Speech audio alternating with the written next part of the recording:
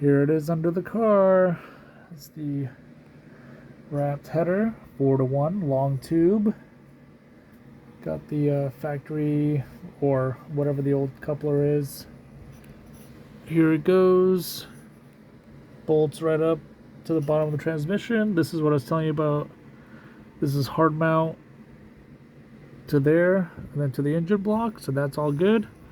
It goes right into a flex coupler that you saw on the table or on the sawhorses, and then it works all the way, pardon the noise, it goes all the way down around the transmission or the differential, out the caboose, and then if you hold on a sec,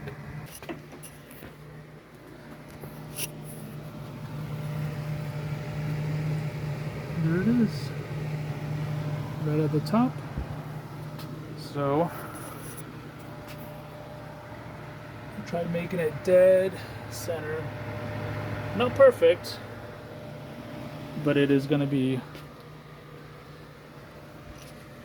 super cool. And then if I want to, I could always just weld on a little up curve or an extension if I need to. But it's nice and tucked away.